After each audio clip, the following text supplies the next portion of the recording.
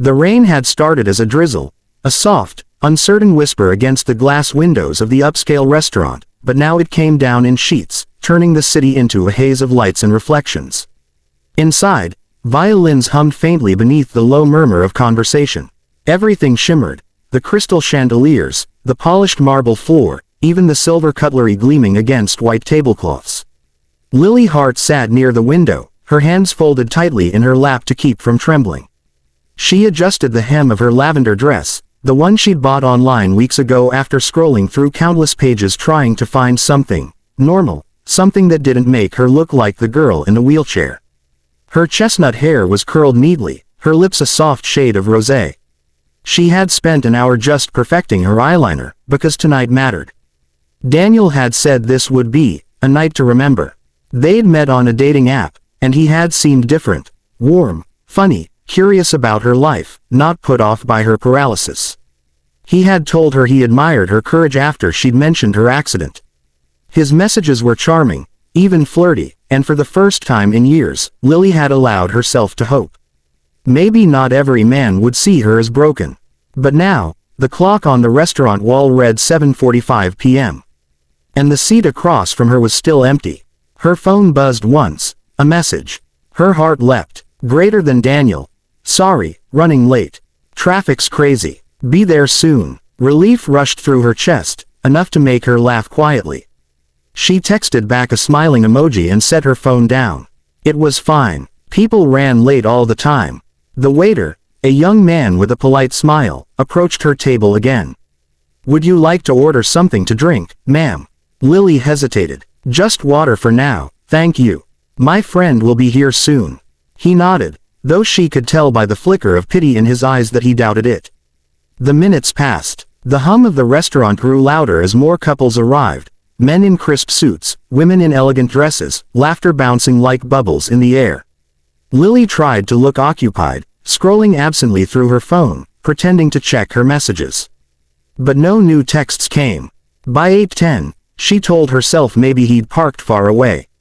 By 8:20, she started avoiding the sympathetic glances of nearby diners. By 8:30, the truth sat heavy in her stomach like cold stone. He wasn't coming. Lily's throat tightened. She blinked fast, not wanting her makeup to run, not wanting anyone to see her cry. The waiter passed again, his expression now openly gentle. Would you still like to wait, miss? I think. She forced a small, trembling smile. I think I'll just have some coffee, please. He nodded and left, and Lily turned toward the window, pretending to admire the rain. Her reflection in the glass looked calm, poised even, but inside she was unraveling.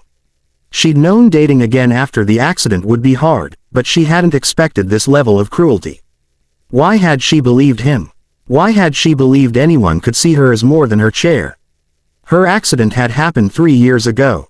One moment she was a dance instructor, spinning across the stage under bright lights, and the next she was lying in a hospital bed, told she might never walk again.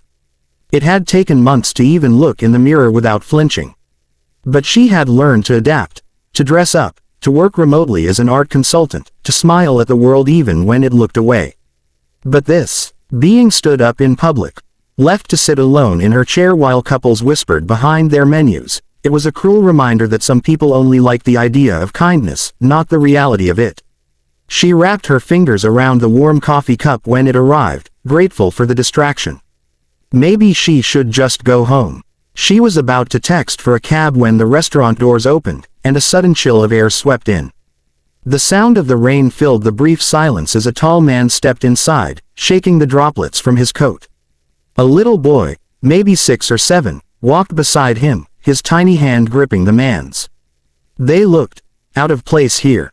Not because of their clothes. The man wore a tailored black coat and the boy a neat gray sweater, but because of the warmth between them, the easy way the boy looked up at his father and the quiet patience in the man's eyes. As they approached the hostess, the boy's gaze drifted toward Lily. His gray eyes lingered on her face, then her chair, and then back to her face again. He tugged at his father's hand. Daddy, he whispered, pointing. She looks sad. The man followed his gaze. Their eyes met. Lily's wide and uncertain, his steady and unreadable. He hesitated for a moment, then whispered something to the hostess and walked over. Lily stiffened, unsure why a stranger was approaching her. "Excuse me," he said, his voice low, smooth, confident. "Are you all right? You look like you've been waiting for someone." Her cheeks flushed instantly. "Oh, yes. I was." But she forced a small laugh, must have lost track of time. The man's expression softened. "I see." He paused, then glanced at the boy who was now watching her curiously. "Would you mind if we joined you? It seems the tables are full tonight, and my son is insisting this one looks the friendliest." Lily blinked. "Oh, no, really, you don't have to." But the boy grinned and pulled out a chair. "Please, I don't like eating alone either." Something in his innocent smile broke through her embarrassment. "All right," she said quietly. "I'd love the company." The man smiled, a small, knowing smile, and helped his son into the seat before sitting across from her. "I'm Adrian," he said, offering his hand across the table. "And this is Noah." "Lily," she replied, shaking his hand lightly. "It's nice to meet you both." Noah leaned forward eagerly. "I like your wheels. They're shiny." Lily laughed for the first time that night, a genuine, startled laugh. "Thank you. I cleaned them just for today." Adrian's eyes softened at the sound. "Then today just got better," he said gently. They ordered dinner together. Nothing elaborate, just pasta for Noah and coffee for the adults. But what surprised Lily most wasn't the food or the conversation, it was how natural it all felt. No one stared at her chair. Adrian didn't flinch when she reached for something or moved to help her unnecessarily. He spoke to her as though the chair didn't exist, and somehow, that made her feel more seen than she had in years. When they left that night, Noah waved and said, "Bye, Miss Lily. Can we eat again sometime?" She smiled, heart light for the first time all evening. "I'd like that." And as Adrian helped his son into their car, he turned back once, his gaze lingering on her beneath the rain, before driving away. Lily sat there a moment longer, the sound of the rain mixing with the echo of laughter still in her ears. Maybe tonight was a night to remember, just not for the reason she expected. Lily couldn't stop smiling all the way home that night. Not the kind of smile you plan or fake for politeness, it was a quiet, lingering one that kept returning without her permission. She replayed every moment in her mind. Noah's bright laughter, Adrian's warm eyes, the way neither of them had looked at her wheelchair like it was something to be pitied. She'd gone to dinner expecting heartbreak and humiliation, but somehow, she had left with warmth in her chest and hope in her veins. When she finally got home, her little apartment felt less lonely than usual. She wheeled to her window and watched the rain continue to fall. For the first time in a long while, the sound didn't remind her of loss, it reminded her of that night, of new beginnings. The next morning, her phone buzzed just as she was making tea. "Adrian Cole, good morning, Lily. I hope we didn't completely crash your dinner plans last night. Noah insists we owe you pancakes." She chuckled softly. Her fingers hovered over the keyboard for a moment before she replied. "Lily, I think I can forgive you. Especially if there's syrup involved." Within seconds. "Adrian, then it's a date. Noon at Harper's Cafe. Noah will be delighted. That lunch turned into another meeting, and then another. Coffee after work. Dinner on weekends. Sometimes, they'd meet at the park, where Noah would show her his latest collection of toy spaceships while Adrian watched quietly from a bench, sipping his black coffee. Lily learned that Adrian wasn't just any man. He was the Adrian Cole, CEO of Cole Tech Industries, one of the most influential companies in the city. It stunned her at first. She'd never met someone like him, grounded, composed, confident, and yet with a gentleness that seemed almost rare in his world. He had lost his wife 3 years ago to cancer, and since then, he had devoted himself entirely to raising Noah and running his company. He told Lily that night at the restaurant had been their first time out together in months. "I wasn't planning to talk to anyone," he admitted once over coffee. "But Noah, he has a way of reminding me when I'm forgetting what really matters." "And what matters?" she asked. He smiled softly. "People who make the world lighter just by being in it." Lily blushed, looking away.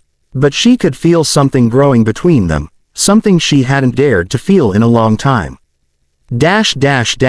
Weeks turned into months. Adrian and Noah became her favorite part of every day. Sometimes, she'd visit their home, a beautiful modern mansion on the hill, filled with light and laughter. Noah would always race to greet her, yelling, "Miss Lily," before showing her the latest Lego tower he had built. One evening, Adrian found her sitting by the piano in his living room. "You play?" he asked. "Not really anymore," she admitted softly, running her fingers over the keys. "I used to dance. Music feels different now." He sat beside her. "You know, Noah could use a teacher. He's been wanting to learn piano for months." Lily smiled faintly. "That's a clever excuse to make me stay longer." "Maybe," he said, a playful glint in his eyes. "Is it working?" It was, and they both knew it. But not everyone approved. When Adrian and Lily were photographed together one evening leaving a charity event, her in a simple blue gown, him in a tuxedo, the photo went viral overnight. Headlines screamed, "Billionaire CEO seen with mystery woman in wheelchair, who is she?" Adrian Cole's unlikely date sparks social media buzz. The internet was cruel. Some comments mocked her appearance. Some accused her of seeking sympathy. Others called her a gold digger. When Lily saw the articles the next morning, her heart broke. Her phone buzzed endlessly with messages from unknown numbers, journalists demanding interviews. And what hurt most, she didn't hear from Adrian all day. By evening, panic had settled deep in her stomach. Maybe he was embarrassed. Maybe the silence meant he was done. When the doorbell rang, she nearly jumped. Adrian stood there, rain dripping from his hair, holding a newspaper in one hand. His expression was tight, angry, protective, hurt. "I'm sorry you had to see this," he said. "You shouldn't have to." She swallowed hard. "Adrian, maybe it's better if we stop seeing each other." His eyes snapped up. "What?" She looked down, her voice trembling. "You have a company, a reputation. I don't want to be the reason people talk about you like that. You've already lost so much. I can't let you lose more because of me." He took a step closer. "You think you're the reason. That woman in those pictures isn't someone to be ashamed of, Lily. That's someone He stopped himself, breathing heavily. "That's someone I care about." Her throat tightened. "You don't understand. The world isn't kind to people like me." "Then let's not let the world decide for us." Tears welled in her eyes. "You don't have to save me, Adrian." He crouched down until his face was level with hers, rain still dripping from his coat. "I'm not trying to save you. You already saved me." She blinked, startled. "You reminded me what it's like to feel alive again," he said, his voice breaking slightly. "You brought light back into Noah's world. Into mine. Don't you dare tell me I should walk away from that." Lily couldn't speak. Her tears slipped down silently, mixing with the raindrops he'd brought inside. From the hallway came a small voice. "Daddy." Noah stood there in his pajamas, holding a stuffed astronaut. "Are you and Miss Lily fighting?" Adrian turned and smiled softly. "No, buddy. Just figuring things out." The boy looked at Lily, worried. "Please don't go. I like when you're here." That did it. Her walls broke. She wheeled closer, reached out, and took Noah's tiny hand. "I'm not going anywhere," she whispered. Adrian exhaled, a long, heavy breath, and then gently took her other hand. They stood like that, or rather, they stayed like that, all three of them, surrounded by the sound of rain tapping softly on the windows. Weeks later, when the gossip finally faded, the world saw something else.